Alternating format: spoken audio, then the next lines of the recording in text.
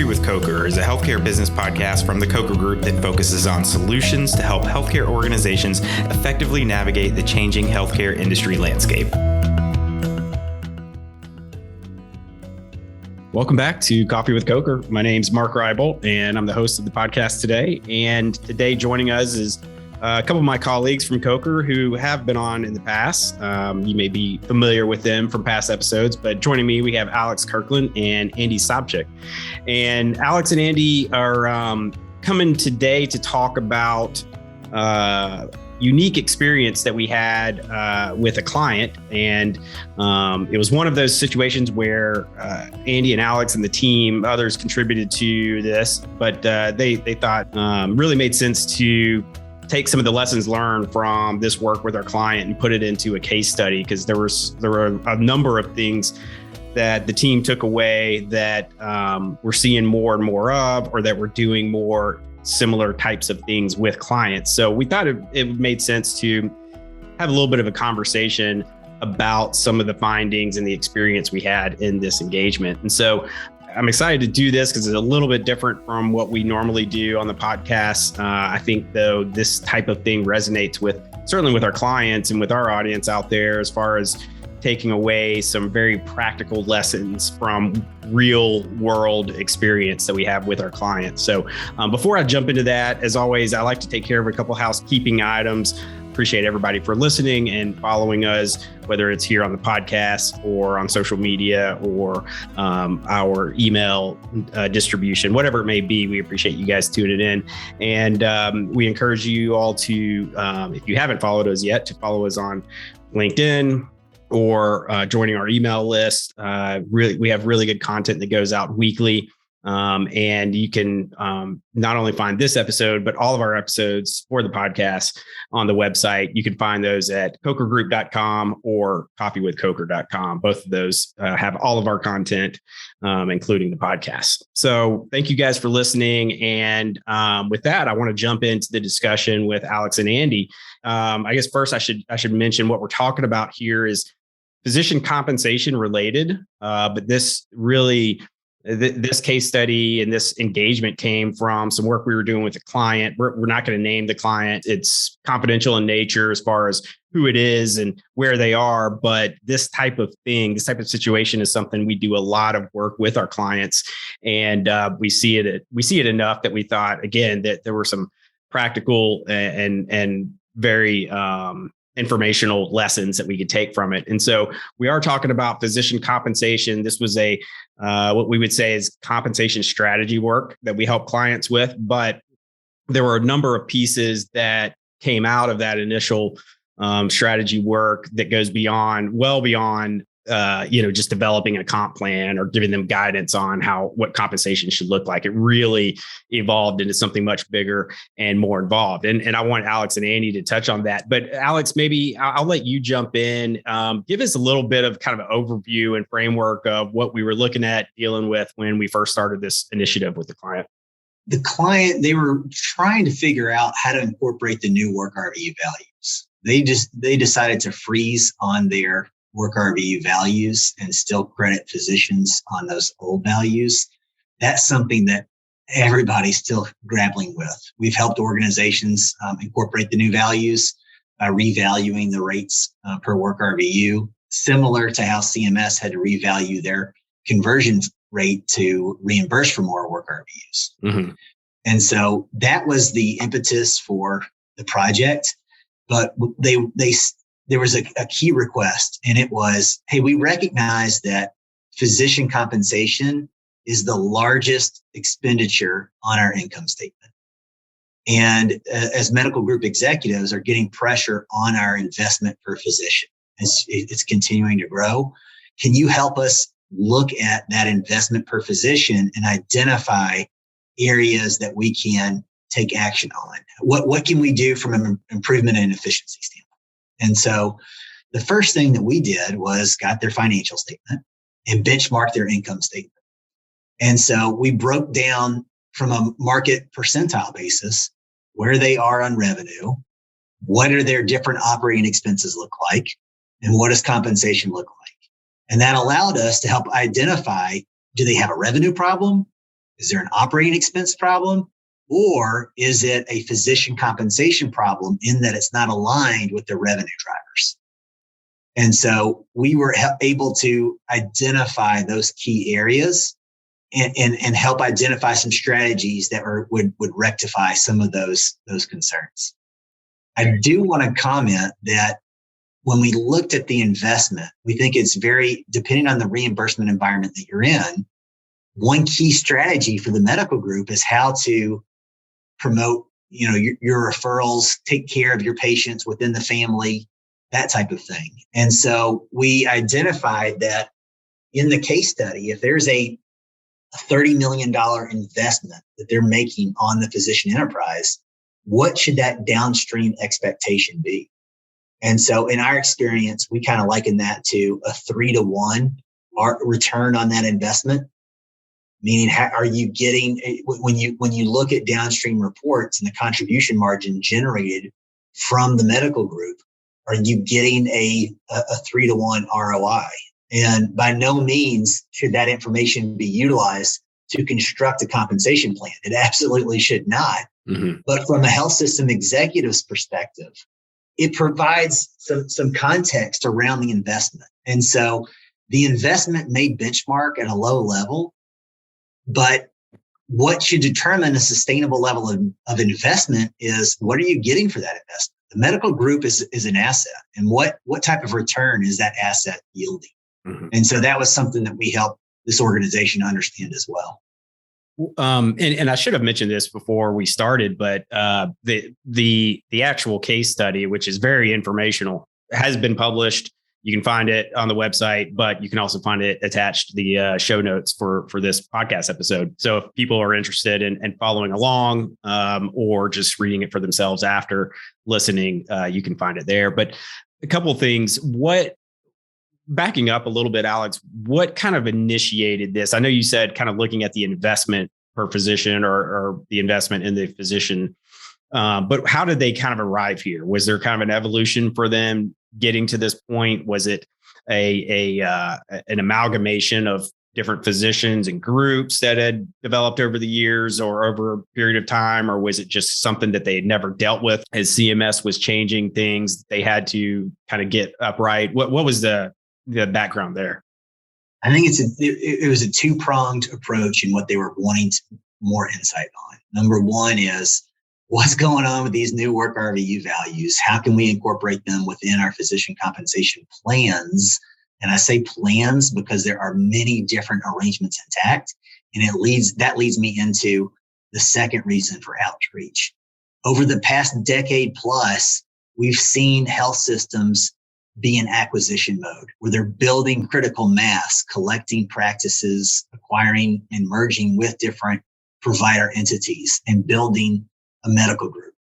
That's the classic example that's happened here. And what's happened is, as they've gone through that acquisition process, they've created different deals with different physician practices. And so over time, you create that critical mass, but it just results in a confederation of different practices operating based on their own perspectives. And so what they need, and one thing that we recommended and highlighted, is that the work RVU changes are a significant challenge to go through. But if you're going to incorporate them, it provides an opportunity to assess compensation, the structure of the compensation. And so if you're going to go ahead and make compensation adjustments because of these new work RVU values, it gives you an opportunity to look at and assess, what is our overall compensation philosophy? What we saw with this group, and something that I think they knew, but were looking for us to help confirm, is that they have physicians contracted in all types of different manners. And so there's no standardized incentives that, hey, we're all incentivized together. We're trying to accomplish these organizational priorities. There's no alignment of physician incentives with what those health system objectives are. And so we think that it's very important to develop a comprehensive philosophy.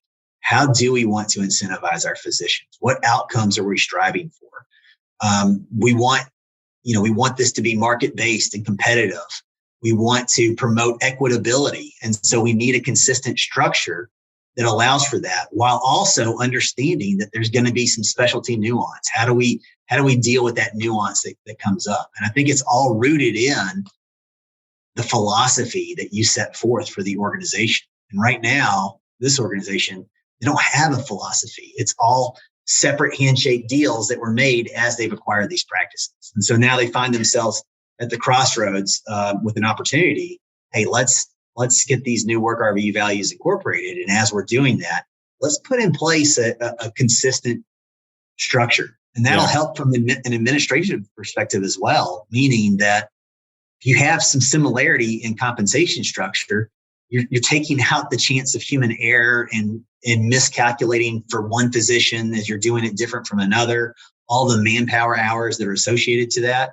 So hopefully it would streamline things from that compensation administration perspective as well. Yeah. And this is something we've seen very commonly over the years but you see this kind of evolution and you see them inheriting different models, acquiring different models, affiliating with different models. And what they have is just kind of ends up being a somewhat discombobulated, array of different structures and formulas, that can be very unwieldy, particularly as you get larger and larger. And to your point, what you just said, talking about the administrative burden, but there's a number of other things as well. I mean, you have potential legal and regulatory risk from a compliance standpoint with these different models, and it's easy for things to slip through the cracks to just be more and more challenging to manage and implement. And so we see that a lot, trying to get these more consistent and equitable across many different groups, pods, whatever it may be. You also alluded earlier to some of the RVU changes, and just for some background there, I believe what Alex is talking about there is the changes in values that CMS has implemented really over the last couple of years, but particularly went into effect this year, 2022. And just a quick kind of shameless plug, Alex and his team back last year in 21 developed a RVU calculator. And this can be found at cokergroup.com, but it's a very quick and easy model for folks to go in and enter some inputs and hopefully get some feedback and context as to where their group stands with these new changes. And the thing is, now that we're already, as we record this, we're in May of 2022, and there's still many physician enterprises out there that have not updated their RVU calculations to the new values. And so I think that's something that's very common that we're seeing commonly with our clients, and they're asking us for help. But I want to go back to the case study. And one of the things I thought was very interesting in the actual report that you guys did, the case study here, but there's a graphic on, I believe it's page 5 of the case study. And it talks about it's a bubble chart, and it looks at the kind of array of physician compensation across the group. And it looks at the compensation percentile versus the RVU percentile. Can you just walk us through that? First of all, why did you guys do this? And then what was kind of the outcome or the takeaway for this for the client? It provided a good visual to help understand how compensation and production varies widely within the organization. And that's due to the different compensation structures that they're on. Andy, I know you and your team did the analysis associated to that. Why don't you walk us through the chart and some of the insights that we uncovered from this? Yeah, the chart itself is pretty straightforward, where you have the compensation percentile on the bottom axis and the work RVU percentile at the top. So you kind of have 4 quadrants that it's creating. The first one being the bottom left, where essentially both compensation and work RVU production are below the 50th percentile, relatively low. The one just above that, you have work RVU percentile being high, compensation being below the 50th. That's more of the problem quadrant. That's that's not a horrible quadrant where you've got work RVU production outpacing comp. The one on the top right would be both are very high. You're rewarding your high producers. Then the bottom right would be the more problem one where the comp is very high, work RVU production being low. Those are more of a strain on the medical group. This is a chart and an analysis we do pretty frequently with clients to just emphasize some of that variation that Alex had mentioned, especially the groups that are much larger, have acquired practices over time. It often illustrates this very thing where you see bubbles all over the place. Within this one, it can be a little, overwhelming to look at because there's so many. I think there were 200 or so physicians in here, but a lot of the bubbles are more concentrated in that bottom right quadrant. It's kind of being pulled in that direction where you have, the compensation surpassing the production. Within this group, back to Alex's point on the financial benchmarking, their investment per provider was pretty poor compared to the benchmark range, almost 300,000 or more per physician within the group. Doesn't sound great. We kind of found that wasn't just the compensation piece, but that was also on the revenue side. If you're looking at the case study, or if you have looked at the case study, you also see that the net revenue is pretty low on the benchmark scale, well below the median. That bubble chart's only measuring the work RVU production. So that's kind of what the physicians actually produce, and the patients representing the patients that they touch, not representing the revenue that the system's bringing in. And so if you were to, swap work RVU production with, say, professional collections or some other benchmark for the physicians on the revenue capture side, the chart would look even worse, much worse even. And so that ratio of total compensation to professional collections is one, within this particular engagement that is important to us because we wanted to work to align what the physicians are producing with what they're being paid and what we recommend, but also what the system and what the administration of that group is doing to then capture the revenue. It's kind of a two-part issue where both of them were kind of combining to exacerbate their loss on the physician side. And so we, as Alex mentioned, this isn't an uncommon issue with groups and systems that are bringing a lot of practices together over time. You kind of adopt old practices, old processes. You make deals that aren't necessarily aligned around one philosophy or one direction for the group. And so you get that on the compensation side, but also in the, like revenue cycle and operations type process side, where you have a central administration for the larger group now, but these practices may not be as integrated with that as they could. And so you have like front office staff that don't necessarily know or understand or appreciate their role within the revenue cycle. They may not be collecting copays or balances up front because the system didn't give them tools to do that, to estimate the balances, to estimate the copays. Maybe they're giving them incorrect values. A lot of times we see that. If it's a system that's rolling out a new EMR across a lot of practices, they may not pay attention to some of those details. And so you got a patient coming in, front desk says your copay is $25. The patient said, wait, my plan says I don't have a copay. Nothing's collected that day because it's garbage in, garbage out. And you spread that across 200 or so physicians and many practices over the course of a year. That's millions of dollars in revenue that isn't collected, not just on the practice side, but then between them and the coordination in the billing office, you have denials that come up.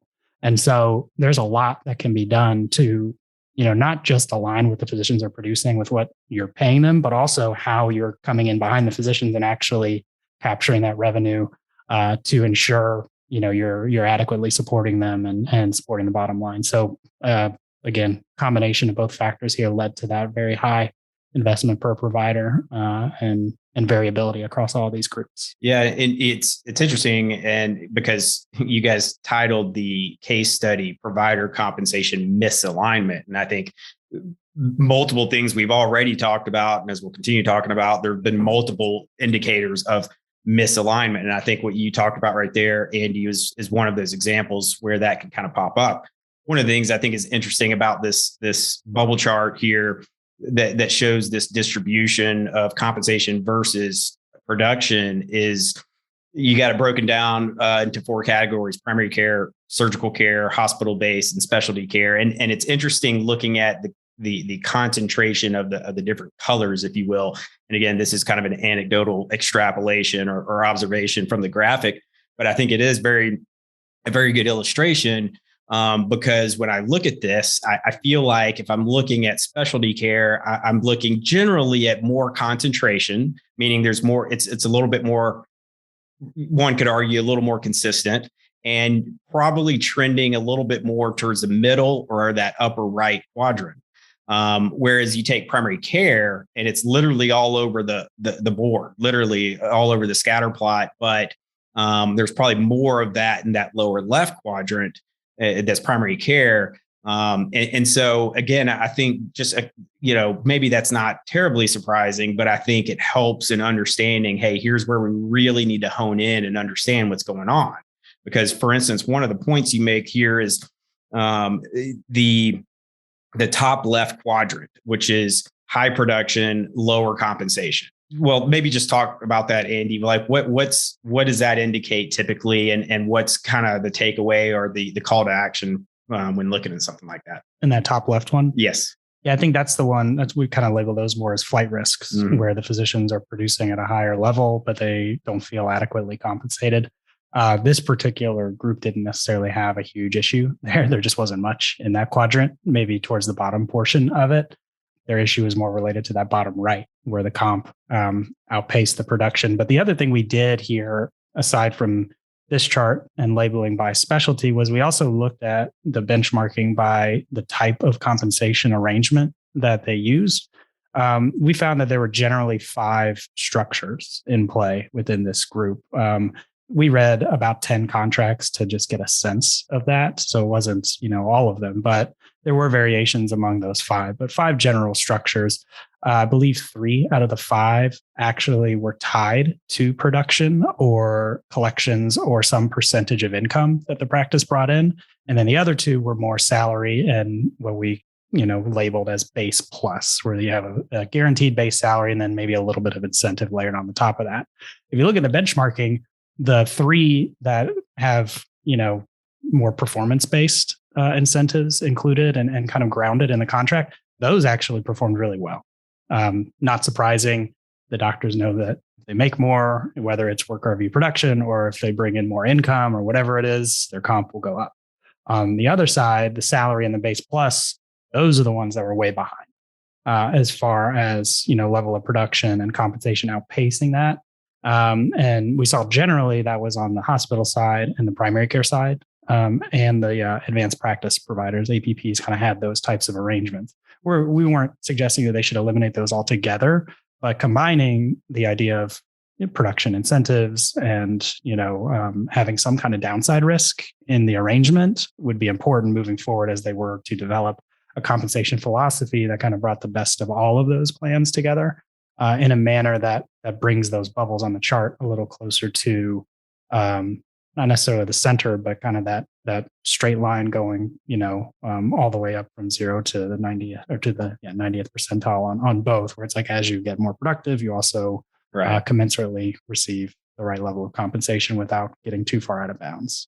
Is that so? Looking at the bottom right quadrant, the higher compensation and outpacing production, is there one thing you can point to that typically, or even in this case, leads to that, or is it typically just going to be a combination of some of these things we've already talked about, or how does that typically fall out? When I typically look at that and see that compensation is outpacing production and see providers fall into that bottom right quadrant, I try to understand what's going on. And what you hope to understand is that those are strategic exceptions. And there are reasons why maybe there's a growth clinic in an outpost area that you're trying to grow, something of that nature. And so there are some protections that are considered. But I think what you want to see is that those are more so the exception rather than the rule. Mm-hmm. And the idea too is if that were the case in that example, like a growth area or a new location or maybe a new specialty that was added, something like that, the idea is that you would over time see those or project those to gradually make their way up on the production side to be more consistent with compensation versus if you were looking at that over time and it was just staying that way, then that could be kind of another indicator. That's right. You don't want to see it stay that way for long, or you don't want to see an abundance of providers fall in that area. Because if you have others that are producing at high levels and they're being compensated for it, they may promote some dissonance in that, hey, why am I subsidizing these other arrangements? And so why are they not being compensated in the same manner that I am? And so it absolutely makes sense. If there's a strategic reason to position an arrangement in such a manner, I can understand it. But if there is, hey, we're trying to provide security for this group because that's the agreement that we entered into, at some point in time, in order to achieve that groupness that everybody's striving for, and having everybody working together and coordinating care as a medical group, I think that you want to have a common compensation philosophy that is incentivizing those physicians in a similar manner. Yeah. And if you just look at this, and I don't want to spend the whole time talking about this one chart, but again, I do think it provides a very helpful illustration to get a baseline understanding of what's going on. So you can then kind of take it to the next step to get that consistency and that groupness that you ultimately want to arrive at. But one of the things I've noticed, and again, this is kind of anecdotal, just looking at this illustration, but in that bottom right quadrant, again, compensation, outpacing, production, it looks like that's where probably the larger compensation of specialty care providers fall into that category, or at least that's probably the one that you see the most, as well as hospital-based providers. Is there a reason for that, or is that pretty typical when you talk about, and Alex, you just alluded to subsidizing certain, whether it's a specialty or surgical provider or whatever it may be? Is that going to typically be a little bit more common if you are going to have those providers outpacing production with their compensation, that they would be in something like a specialty care setting, or is that just an anomaly in this case?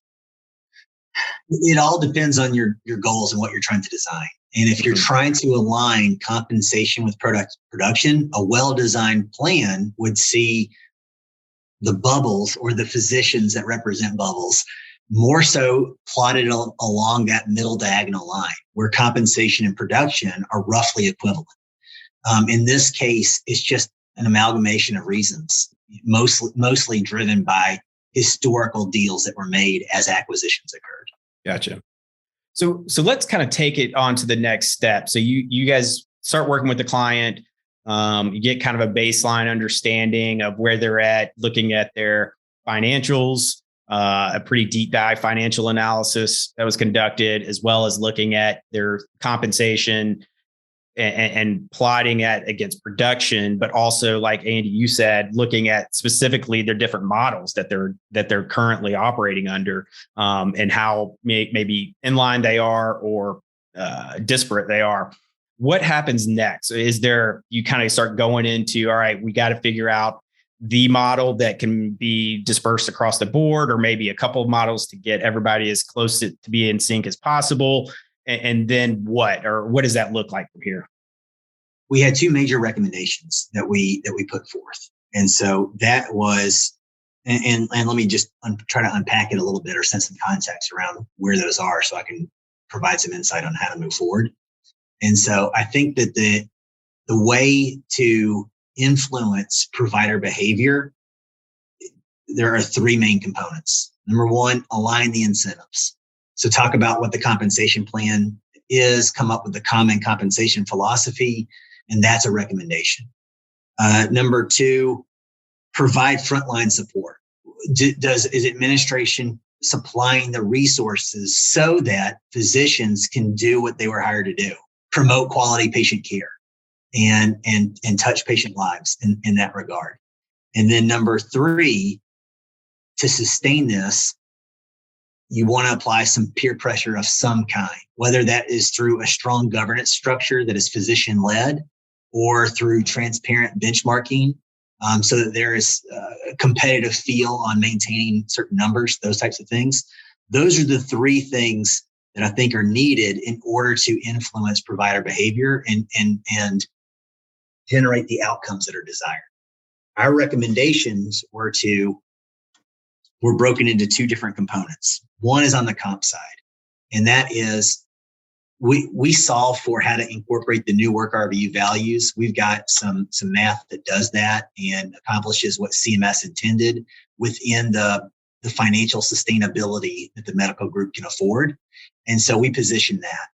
And we've recommended that as you're doing this to roll out those new work RVU values, let's develop the new compensation philosophy. This is how we want to incentivize our providers. And there can be absolute acknowledgement of some specialty nuances within that. But generally speaking, it is promoting some common philosophy across the physician enterprise.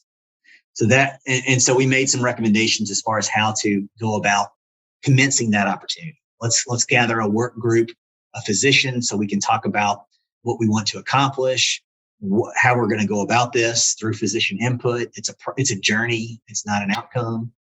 And then on the other opportunity, we identified that there are some operational things that could be done differently. And so this is where we get into benchmarking the income statement.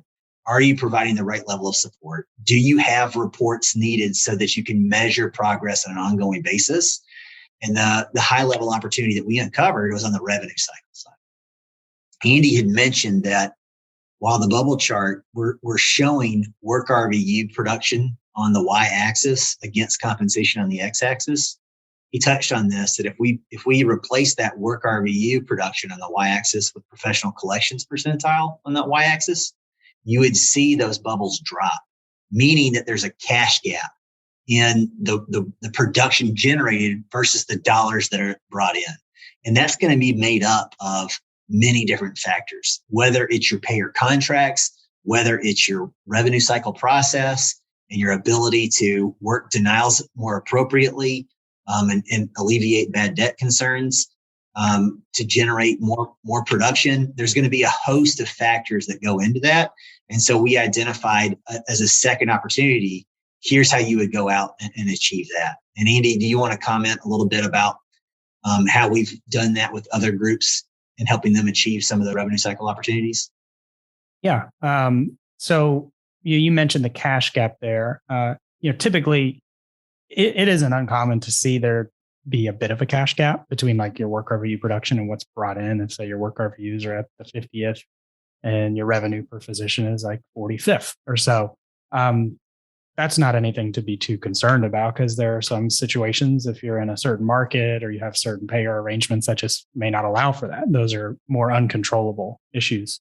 With this particular situation, it was such a large gap that we felt, based on the information we received, that there were a lot of things that they could control. And typically when that happens, we will get even deeper into some of those revenue capture analyses where we're looking at what they're doing on the denial management side. Are they capturing all the right patient demographics? Are they capturing all the right insurance information on the front end? Are they entering charges in a timely manner? Are they doing it without error? And then when there are errors, which there shouldn't be too many, are they then reacting in a timely manner and doing it within the guidelines that their payers set out for them, so that those denials don't continue, or they don't just stop and then just lose that revenue? And then in terms of other controllable factors, collections at the front office, we mentioned that earlier. That seems to be a pretty common and pretty large issue in a lot of cases like this one, where a practice may have owned that when they were independent. They no longer do.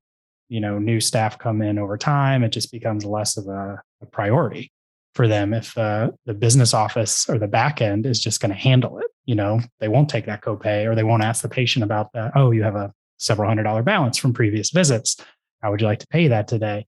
They just get used to saying, we'll bill the patient and it'll be taken care of. And that's when we see some of those dollars just kind of start to slip through. And, for one practice, it may not be a huge issue, but for a system that brings in 200 plus physicians, it becomes a very meaningful issue. And so those are some of the things that are more controllable that we try to address with clients when we do this type of work. Yeah. And sorry to interrupt you there, but I think particularly as you are looking at groups or enterprises that have grown, particularly over a relatively short period of time through acquisition and new affiliations, where it just may, whether it's something slipped through the cracks or time and capacity issues or whatever it may be, or just poor organization, maybe that they didn't integrate as well as they either should have or wanted to for whatever reason. But, you're dealing with this group used to do it this way, and now this group wants to do it this way, and different systems in place. Even, now we're going to all be on one system, or maybe we're still on separate systems doing it different ways. So just the operational and even logistical dynamics there. And I imagine even staffing. Some practices may have had 3 people in the billing office and others had 10 or whatever it may be. And so I have to think there are a lot of things there just from a pure integration business process, kind of post affiliation synergy standpoint that has to occur. Absolutely. I mean, I think that system piece is very underrepresented, or underappreciated with a lot of clients of this size, where, they may have very broad EMR that, maybe they're not using all of its capabilities. Maybe it has a great, revenue cycle function, but it's not being tapped. And over time, they've heard that there's an issue. Oh, let's buy this add-on and do this, particular system for collections, but then they don't integrate properly. The training isn't, they don't put enough emphasis on the training of the staff. It becomes harder and harder for staff, both in the front office and on the business office side, to actually do their work. They'll add work queues on top of work queues, and things just get lost. We go in there and we'll look at some of, the work queues, but also the process that the staff has to go through to actually collect payment, or to actually do some of these things that actually bring the dollars in. And it's really cumbersome. And sometimes they have so many disparate systems, they end up doing a lot of stuff on paper, where, have an even greater risk of losing that information or doing things incorrectly. And so there has to be a lot of attention, behind bringing all of these practices together, not just on the compensation side, but, the whole idea of alignment with these practices. It's a compensation piece, which we're talking about today, but it's also, infrastructure across the board. And there should be proper policies, procedures, philosophies around all of those things. And it should be very transparent, to Alex's point earlier, not just for providers, but also for staff, so that you can, everything can be moving in the right direction. And then that investment per physician is at a reasonable level by combining all of those factors appropriately. And so you can at least get an idea of where those gaps may exist. And it can kind of lead you down that path of figuring out, okay, we have an issue here. There's a gap here, something slipping through the cracks here. Right. And you can address it in a systematic way, as opposed to just kind of, scrambling, getting a deal done, hoping for the best and hoping that, previous success will drive future success. But I think even if you look at the bubble chart, that even if everybody was in that optimal top right-hand corner of comp and production being in line, the comparison back to revenue could tell a whole different story, which again indicates or could point to different other issues. Yeah. And to your point on the reporting side, the transparency side, there are a lot of engagements where we get into it and we will do our analyses of whether it's revenue performance or compensation alignment type performance. That will be the first time that the client ever sees anything like that. Sure. Where they've had issues in the past where it's people don't trust the data. They know that the system can run certain reports, but they run it 100 different ways. And so nobody has that source of truth. And so that's really, really vital to, from the start, try to, get on the same page with those types of things. And even on the compensation administration side, we have a client right now that's asking a member of our team to come in and kind of serve as like an interim finance manager, where that individual will be focused on developing the monthly compensation reports, where it's become so confusing that they lost that person that was doing it previously. They don't have anybody else that can do it, and they need somebody to come in and figure out, how do these reports work? How do we make things better? And so it isn't just on the design of these types of structures. It's also on the execution of it. And so it's, it's a pretty complicated picture, but it does have to be coordinated. Sure. And I think in this piece, that we're discussing here, that there was a lot of gaps in that coordination. And that complexity, I think, lends to, kind of us coming in with a certain degree of experience, having done this type of thing before and worked through these types of situations with clients before. And I want to talk about that approach from a practical standpoint in a second. But Alex, I'll throw it back to you as far as bringing it full circle on, once you had some answers, we made some recommendations. Where does it go from there typically? And not even just in this specific scenario, although feel free to speak to that. But generally speaking, we have these recommendations of the direction we need to go. What happens next? The action plans of how to achieve the opportunities. And so for a comp project, there's a process to follow. If you try to rush it, it's deviating from that process, and there may be consequences associated to that. Other times that may make sense and everybody's ready for the change. And so properly communicating what the action plan is, and then having someone that can monitor and move along that process. It's part of it is a math exercise and just identifying how much the opportunity is, what the right compensation formula or something of that. But there's so much of an artfulness to this as well, in that there's change management that goes alongside in making these changes, and bringing providers along that journey is very, very important. And so it often is so helpful to have the process facilitated by an outside third party that's unbiased to the situation, that can share industry best practices, that has gone through this with umpteen number of practices previously, and shared in caution what works, what doesn't work. But it's just following that process and creating the action plan. Yeah, I think that's a really good point. I want to emphasize it because to Andy's comments here, it's music to the client's ears, I'm sure, in terms of finding some revenue upside opportunity that is in their control, that they can put certain measures in place to, increase value directly. I mean, that's quantifiable, and you guys can point to that through this analytical exercise. But so that's kind of the science side behind it. But the art side, to your point, Alex, is that change is never easy. Even if everybody's on board with what in theory needs to happen, it doesn't happen overnight, and not everybody's going to be happy and receptive equally. And you're not going to get results in a matter of day. You're not going to capture that additional revenue tomorrow, right? Or just like an overnight exercise. So I have to think that is just as big a piece as anything else, as far as working through that with the client and helping manage their expectations, but also their understandings of what's realistic and when. Yeah. And what we do is we create an action plan. This is what needs to happen and when. And it allows us to have a plan to work from. Things are going to come up, but it allows us to track progress and to keep key stakeholders informed of what's upcoming and where we are in relation to the start and finish of the plan. One of my favorite quotes, and I use it all the time, is from Peter Drucker. He says that the executive without a plan is just a prisoner of events. And so things are going to come up on that action plan that you've got to respond to, but you have to have the plan to work from. And so that's what we strive to do, is lay out what that action plan is, what the key milestones are, and lead the client down the way, facilitating meetings and that type of interaction. Yeah, I think that's a good point too. Just emphasizing that it's not just coming back to them with like, hey, here's some real big picture things. Good luck, have fun trying to work it out. There's truly a detailed plan and roadmap as far as how to get right here. Here's where we have been. Here's where we are now. Here's where we know where we want to go. But more importantly, here's how the plan will work to get there ideally.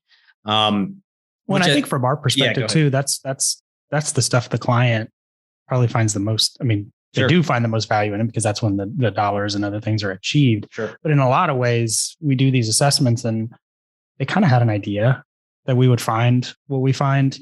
Occasionally you uncover something that's totally surprising and that's exciting, but a lot of times it's like validating what they already felt, but maybe haven't had a chance to quantify themselves or haven't had the bandwidth to do. It's really, what do we do next? And that's where the intentional process of what we can bring is very valuable to them.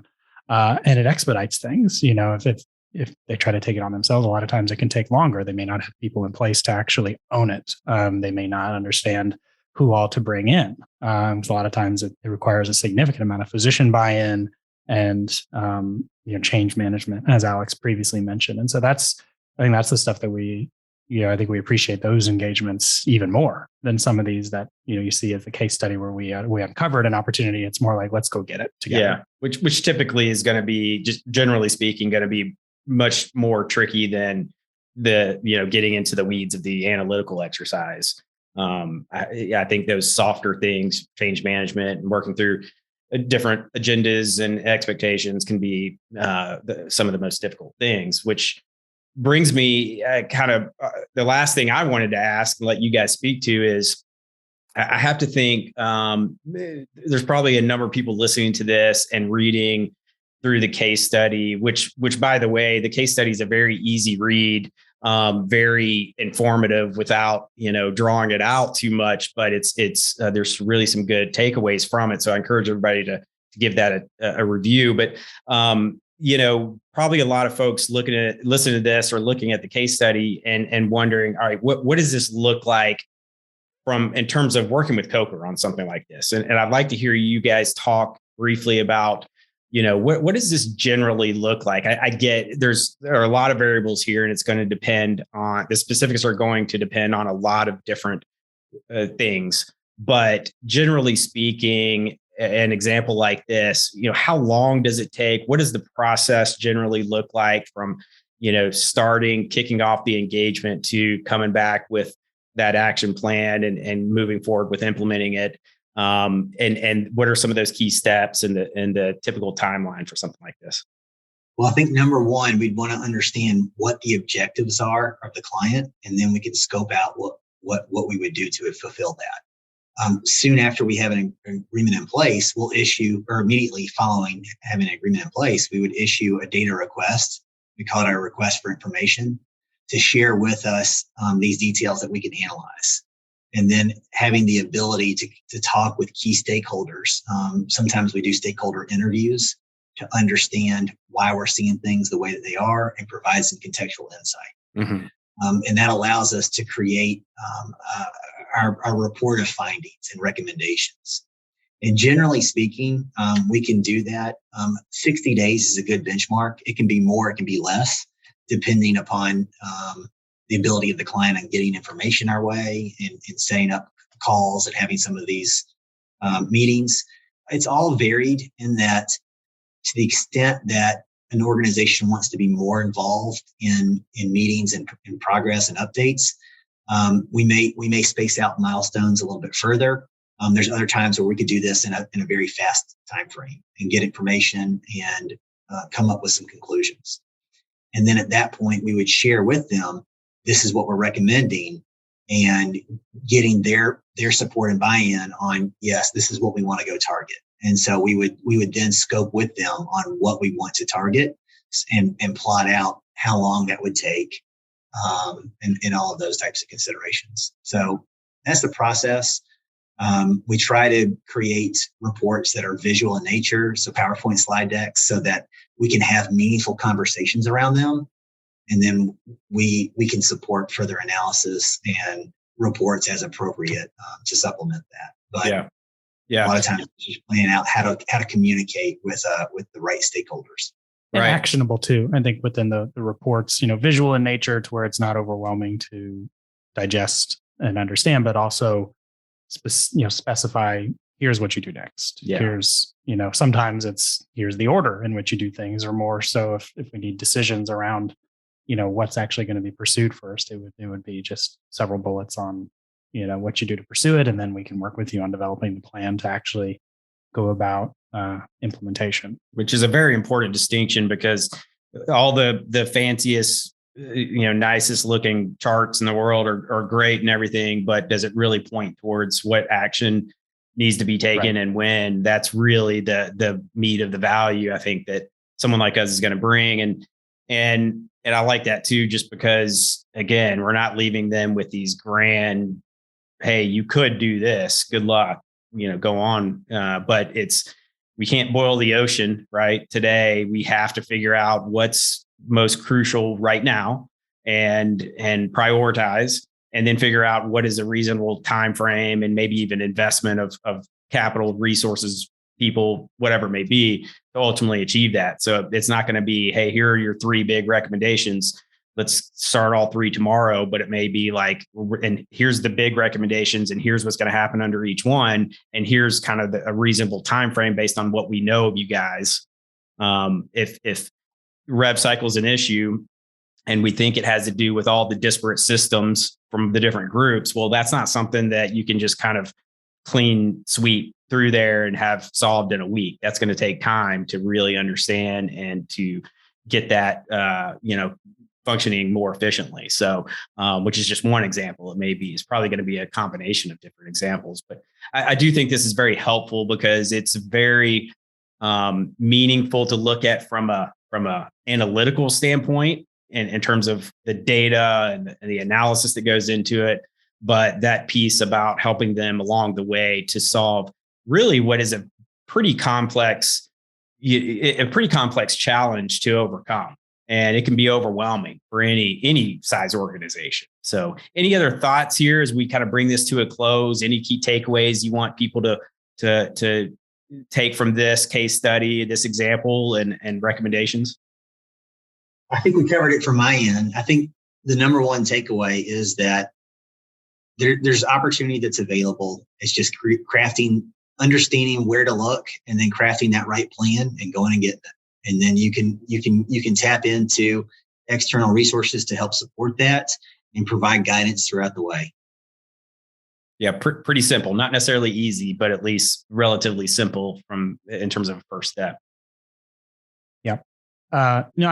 I guess from my perspective, those listening to this and thinking, oh, we have the same issue, that happens more than you would think. Sure. A lot of people are not alone with these types of issues. The reason they pop up so frequently is because things change so frequently, whether it's on the revenue side where you have payers changing guidelines and stuff every year, or on the CMS side where every November or so we wait for that physician fee schedule change. And some years it's not so crazy, and others it's shakes the ground. Right. And so you gotta change everything. And so it's a process of, I guess, repetition and kind of have to have some discipline to continue to revisit these things. Specifically on the compensation side, it's not a set it and forget it type situation. And so I think that's where we would be able to bring some of that organization and structure in place on these things. Yeah. So, which is to say, even if this may not be indicative of your organization's situation today, there's nothing really to say that it may not be it in 12 months from now, or after the next fee schedule release, or whatever. Maybe after going through a couple more acquisitions, you may find yourself in something similar. And there are a variety of reasons, to your point, Andy, why organizations may find themselves in a situation where they need to look at this, or they realize something's out of whack. Hey, we need to figure out why and where and all that. So I think that's why this is very helpful. This is a good practical example of one of the things that we do literally every day for clients, and have done for many years. And from our collective experience, is there's a lot of institutional and intellectual capital that I think we've been able to compile and ultimately build on in order to create value for our clients. So I like to see you guys come in with this type of practical approach. I think it's very helpful. So with that, I appreciate, we'll close it off there. And I appreciate you guys coming on and talking about this. This is one of those things we touch on compensation a lot because it's so much of what we do. However, when it comes to compensation related things that Coker's involved with our clients, there's a lot there. It's not always just, fair market value consideration. There's a lot of strategic considerations that come in when it comes to compensation that then translates into a lot of other elements of the organization's operations and strategies, et cetera, which is why I think this is, again, a good example of how you can see some of those multifaceted efforts come into play in an engagement like this. So I appreciate you guys putting this together. I appreciate you guys coming on and talking about it. We'll continue to have these examples come up and revisit them and learn more from them as we look to this in the future. So thank you guys. Thank you. We hope you enjoyed that episode of Coffee with Coker, and we thank you for listening. We want to encourage all of our listeners to participate and contribute in the podcast. So if you have any questions on any of the things we discussed in this episode, any of the topics that were presented, please feel free to ask us. Also, we welcome your feedback and suggestions. If you have any ideas related to the material we discussed in this episode, or in any episode, please let us know and we'll make sure to incorporate it. And if you have ideas for topics you'd like to hear more information about in future episodes, please send those suggestions to us. We would love to hear them and we'd love to incorporate them into our future episodes. You can find us online and on social media. Start with our website, and specifically the podcast is coffeewithcoker.com. You can also find that through the main Coker website at cokergroup.com. You can also find us on social media, Twitter at Coker Group, and then on LinkedIn, you can search for Coker Group and find our page and the page for some of our team members as well there. So you can find us and reach out to us in a number of places. And then if you want to contact us directly, one of the best ways to do that, email feedback@cokergroup.com. That's feedback@cokergroup.com. And again, we'd love to get your feedback. And we'd love to encourage everyone to subscribe to the podcast so that you can be notified when future episodes are released. We look forward to the next episode, and we look forward to getting your suggestions and feedback on this episode. Thanks for listening, and we look forward to speaking with you again on future episodes.